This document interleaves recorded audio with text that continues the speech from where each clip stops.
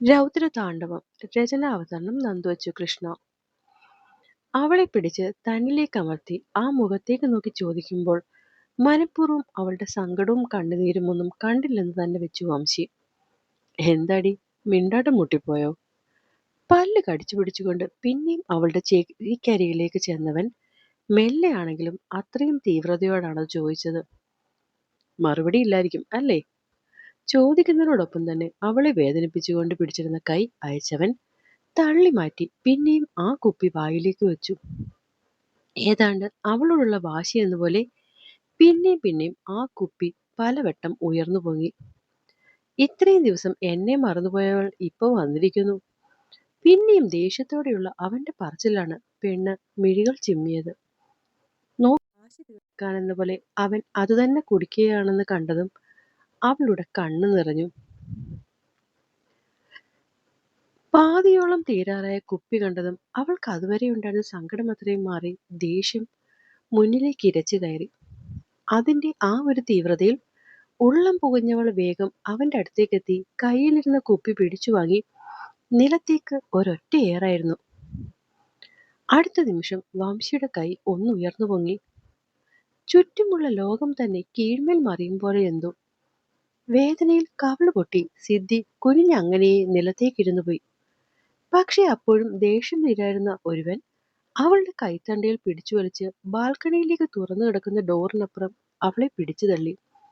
ഒപ്പം ബാൽക്കണിയുടെ ഡോർ അടച്ച് ആ കർട്ടൻ വലിച്ചു മാറ്റി ഇടുകയും ചെയ്തു.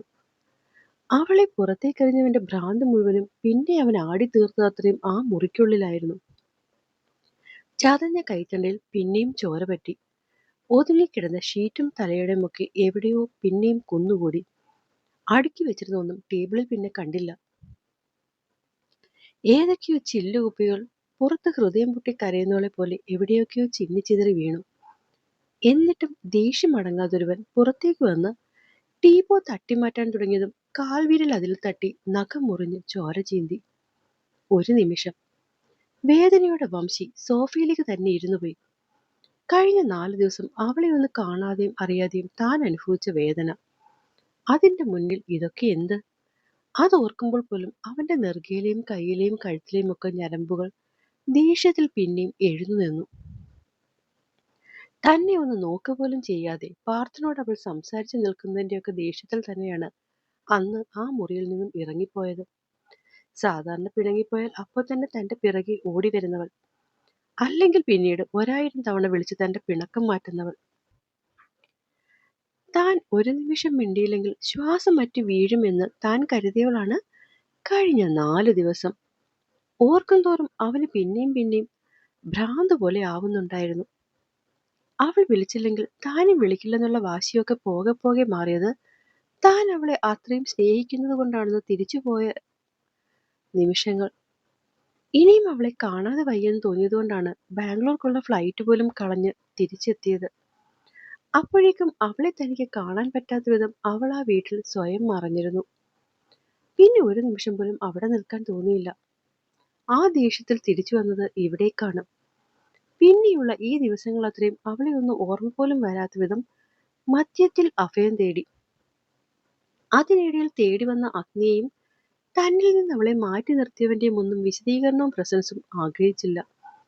എന്നിട്ടും പാതി ബോധത്തിൽ എപ്പോഴൊക്കെയോ അഗ്നിയെ കാണുന്നുണ്ടായിരുന്നു.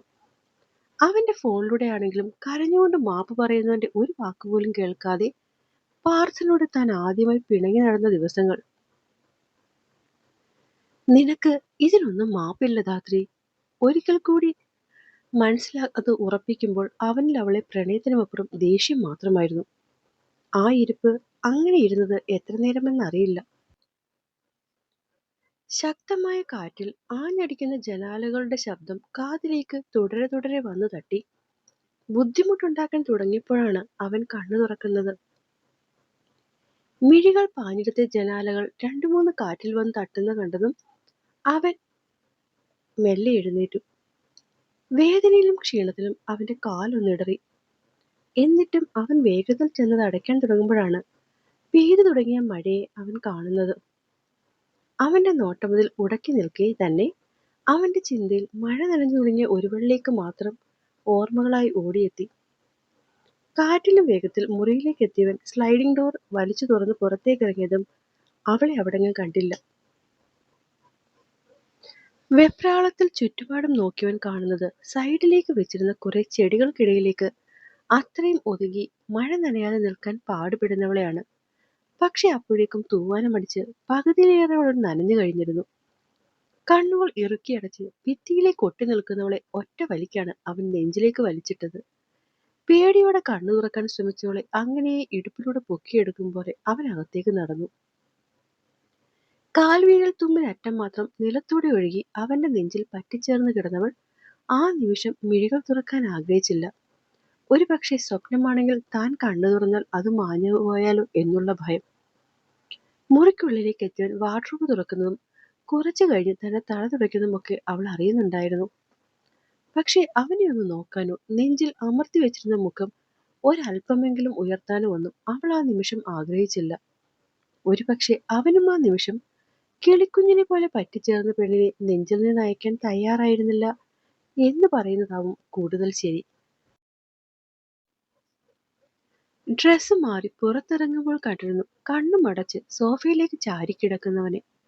അടുത്തേക്ക് ചെന്നാൽ ഇനിയും എന്തെങ്കിലും പറയുമോ എന്നുള്ള ഭയം കാരണം അവിടെ തന്നെ നിന്നെങ്കിലും പിന്നെ രണ്ടും കൽപ്പിച്ച് അവനടുത്തേക്ക് നടന്നവൾ.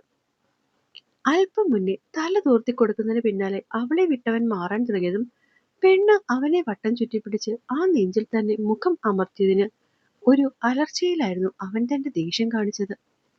നനഞ്ഞതിട്ടുകൊണ്ട് നിന്ന് വല്ലതും വരുത്താതെ പോയി ഡ്രസ്സ് മാറടി. ഒച്ചപ്പാടിൽ ഇപ്രാവശ്യം കണ്ണു നിറഞ്ഞില്ല. മറിച്ച് അവനെ ഒന്ന് നോക്കി പുറത്തേക്കിറങ്ങി.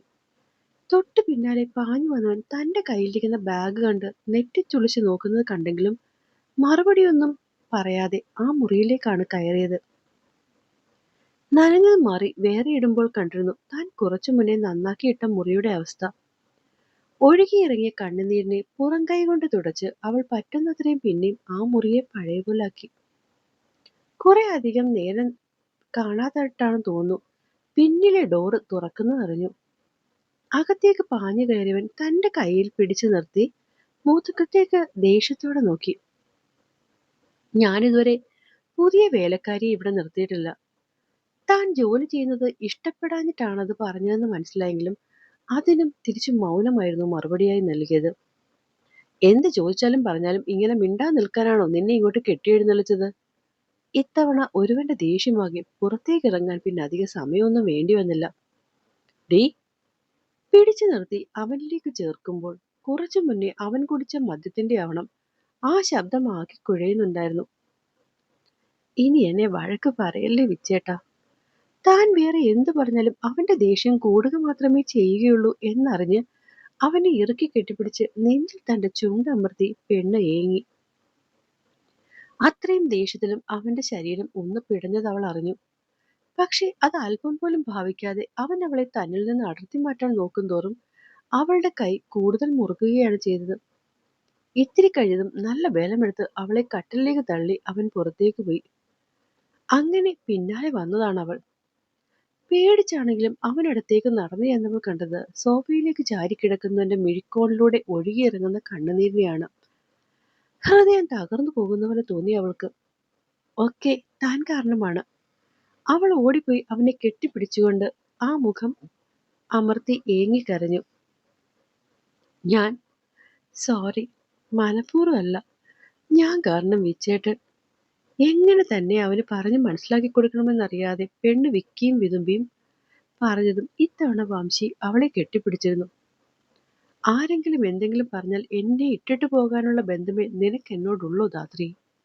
തന്റെ കവളിൽ കുത്തിപ്പിടിച്ച് അവന്റെ നേരെയാക്കി ചോദിക്കുന്നതിന്റെ ശബ്ദത്തിൽ സങ്കടവും കണ്ണുകളിൽ അഗ്നിയുമായിരുന്നു തോന്നി അവൾക്ക്. ഇഷ്ടമാ എനിക്ക്, എന്റെ ജീവനാ. ഞാൻ കാരണം വിച്ചേട്ടന് നഷ്ടങ്ങൾ മാത്രമേ ഉണ്ടാകൂ എന്ന് പാർത്ഥേട്ടൻ പറഞ്ഞപ്പോൾ ഞാൻ പേടിച്ചുപോയി. എന്നെ സ്നേഹിച്ചാൽ നഷ്ടങ്ങൾ മാത്രമേ ഉണ്ടാകുകയുള്ളൂ കേട്ടപ്പോൾ കേട്ടപ്പോൾ എന്നെ തന്നെ അങ്ങ് ഉപേക്ഷിക്കാമെന്ന് ചിന്തിച്ചു അല്ലേ നീ? അതുവരെ ശാന്തതയോടെ ചോദിച്ചവൻ ഒറ്റ നിമിഷം കൊണ്ടാണ് ദേഷ്യത്തിൽ അവളെ തല്ലിമാറ്റിക്കൊണ്ട് എഴുന്നേറ്റത്. പെട്ടെന്നുള്ള അവന്റെ പിടിച്ചുതള്ളലിൽ അവൾ സോഫയിലേക്ക് വീണുപോയി. പക്ഷെ അവനെ നന്നായി അറിയുന്നവർക്ക് ആ ദേഷ്യവും വാശിയൊന്നും ഇപ്പോൾ വലിയമായി കാര്യമായി തോന്നിയില്ല. അല്ലെങ്കിൽ തന്നെ അവനെ ഈ അവസ്ഥയിലേക്ക് എത്തിച്ചവൾക്ക് പിന്നെ എന്തു തോന്നാൻ? കൈമുട്ട് പോയി ഇടിച്ചെങ്കിലും ആ വേദന കാര്യമാക്കാതെ അവന് പിന്നാലെ തന്നെ ആ മുറിയിലേക്ക് ചെന്നു അവൾ. നോക്കുമ്പോൾ പുകച്ചു വെച്ച സിഗരറ്റുമായി ബാൽക്കണിയിലേക്ക് നോക്കി നിൽക്കുന്നുണ്ടവൻ. ഒന്നും പറയാതെ പിന്നിലൂടെ പോയി അവന്റെ അരയിലൂടെ ചുറ്റിപ്പിടിച്ച് അവന്റെ പുറം ഭാഗത്തേക്ക് മുഖം അമർത്തി നിന്നതേ ഉള്ളൂ അവൾ. അവിടുന്ന് ഒരു തള്ളിമാറ്റിൽ ഭയന്നു നിന്നവളെ അത്ഭുതപ്പെടുത്തിക്കൊണ്ട് അവൻ അങ്ങനെ നിന്നുകൊടുത്തു. ഇത്തിരി നേരം കഴിഞ്ഞതുമല്ല, സിഗരറ്റിന്റെ സ്മെല്ല് കാരണം പെണ്ണ് ചുമയ്ക്കാൻ തുടങ്ങി. അവൾക്കത് അലർജിയാണെന്ന് അറിഞ്ഞ കാലം തൊട്ട് വംശി അവൾക്ക് മുന്നിൽ സ്മോക്ക് ചെയ്യാറില്ല. ഇന്നിപ്പോൾ ഒക്കെ അറിഞ്ഞുകൊണ്ട് അവൻ ചെയ്തെന്നറിഞ്ഞിട്ടും അവൾ അതെല്ലാം സഹിക്കാൻ നിശ്ചയിച്ചുകൊണ്ട് തന്നെയാണ് ഒപ്പം ചെന്ന് നിന്നത്. പെണ്ണിന് ചുമ കൂടി കണ്ണിൽ കൂടി വെള്ളം വന്ന് അവൾ ആകെ ബുദ്ധിമുട്ടുന്നത് കണ്ടതും കയ്യിലിരുന്ന സിഗരറ്റ് വലിച്ചെറിഞ്ഞവൻ ഒറ്റ കൈകൊണ്ട് അവളെ പിടിച്ച് മുന്നിലേക്ക് നിർത്തി. എന്റെ കയ്യിൽ സിഗരറ്റ് നീ കണ്ടതല്ലേ? എന്നിട്ട് പിന്നെയും ഒട്ടിക്കൊണ്ട് എന്തിനടി വന്നത്? ചുമച്ച് ചുമച്ച് ആകെ വയ്യാതായി കണ്ണ് ചുവന്ന് നിൽക്കുന്നവളുടെ മുഖത്ത് നോക്കിയായിരുന്നു അവന്റെ ആക്രോശം അത്രയും. അതിനുള്ള മറുപടി ഇറുക്കി കെട്ടിപ്പിടിച്ച് അവന്റെ നെഞ്ചിൽ അവൾ മെല്ലെ ചുണ്ടു തൊട്ടു. വംശി പതറി. അതറിഞ്ഞതും ആ വയ്യാഴികയിലും അവളുടെ ചുണ്ടൊന്നു വിടർന്നു. അവളെ മാറ്റി നിർത്തി അകത്തേക്ക് ചെന്നവൻ കാണുന്നത് കട്ടിലിൽ കമിഴ്ന്നഴിച്ച് കിടക്കുന്നതാണ്. പിന്നാലെ ചെന്നവളും ഒട്ടും മടിക്കാതെ അവന്റെ പുറത്തേക്ക് കയറി കിടന്നു. അവളുടെ പ്രതീക്ഷകളെയെല്ലാം തെറ്റിച്ചുകൊണ്ട് അവൻ അവളെ തള്ളി മാറ്റാനോ വഴക്കു പറയാനോ ഒന്നും പോകാതെ അങ്ങനെ കിടന്നു കൊടുത്തു. അവന്റെ കിടപ്പ് കണ്ട് സങ്കടം കൊണ്ട് അവളുടെ കണ്ണു നിറയുമ്പോഴും ചുണ്ടുകൾ ഇടതടവില്ലാതെ അവന്റെ പിന്നിൽ ചുംബനങ്ങളുടെ ഒരു പെരുമഴക്കാലം തീർക്കുകയായിരുന്നു. അത് ഇനിയും താങ്ങാൻ വയ്യെന്ന് വന്ന നിമിഷം ഒറ്റത്തിരിയലിൽ പെണ്ണിനെ അവന് താഴെയാക്കി അവളുടെ ഇരുവശവും കൈകുത്തി വംശി അവളുടെ തലയ്ക്ക് മുകളിൽ കട്ടിലിൽ ഉയർന്നു നിന്നു. എന്താടി നിനക്ക്? ശബ്ദത്തിൽ ചെറിയൊരു കുഴച്ചിൽ മാറ്റി നിർത്തൽ അവൻ അല്പം പോലും മദ്യം തലയ്ക്ക് പിടിച്ചിട്ടില്ലെന്ന ആ ഒരൊറ്റ ചോദ്യത്തിൽ മനസ്സിലാകും വിധം ആയിരുന്നു അവന്റെ മുഖം. നിനക്ക് തോന്നുമ്പോൾ ഇട്ടിട്ട് പോകാനും പിന്നെ വരുമ്പോൾ ചേർത്ത് പിടിക്കാനും ഞാനെന്താ നിന്റെ കളിപ്പാവയോ? ചെവിക്കരികിലേക്കെത്തി മുരളും പോലെയുള്ള ആ ചോദ്യം വന്നതും ഒരു നിമിഷം പോലും കാത്തു നിൽക്കാതെ ധാത്രി അവന്റെ കഴുത്തിലൂടെ വട്ടം ചുറ്റി അവനെ തന്നിലേക്ക് അമർത്തിപ്പിടിച്ച് ആ ചുണ്ടുകളെ തന്റെ ചുണ്ടുകളായി മാറ്റിയിരുന്നു. ഇനിയൊരു ചോദ്യത്തിനും ഉത്തരത്തിനും വയ്യ എന്ന പോലെ. അപ്പോൾ എന്നെ കേൾക്കുകയും വായിക്കുകയും ചെയ്യുന്ന എൻ്റെ കൂട്ടുകാർക്ക് കഥ ഇഷ്ടമാകുന്നുണ്ടെങ്കിൽ സബ്സ്ക്രൈബ് ചെയ്ത് സപ്പോർട്ട് ചെയ്യാൻ മറക്കല്ലേ. നന്ദി.